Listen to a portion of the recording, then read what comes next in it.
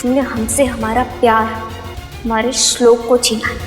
लेकिन अब हमने सोच लिया है, अब हम तुम्हें कठपुतली नहीं बनाएंगे, अब हम तुम्हारा किस्सा ही खत्म कर देंगे। जब तुम पहले पहले इस घर में आई थी, हमें लगा तुम कितनी सीधी सादी पढ़ने लिखने वाली लड़की हो।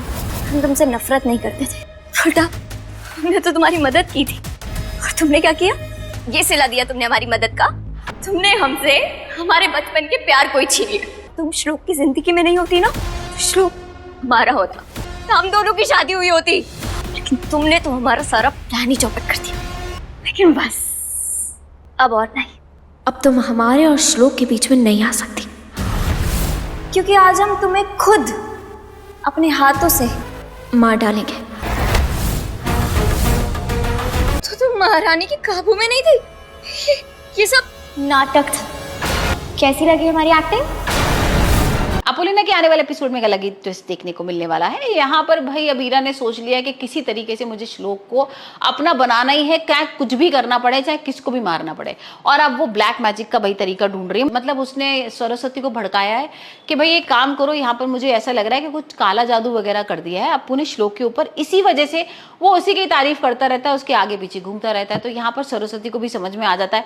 अब सरस्वती का तो इस तरीके से ब्रेन वॉश कर दिया है उसने कि भाई अप्पू श्लोक के लायक ही नहीं है, बिल्कुल भी इस घर की बहू बनने के लायक नहीं है। तो यहाँ पर ये सब चीजें ना करने को तैयार हो गई सरस्वती।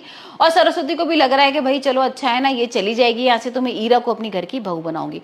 पहले भी यही सब कुछ कर चुकी है। यहाँ पर ईरा सांप लेकर आ गई थी अप्पू को कटवाने के लिए, लेकिन श्लोक को काट जाता है। तो यहाँ इतने सारे उसने प्लान्स करे हैं ना, सब फ्लॉप हो जाते हैं।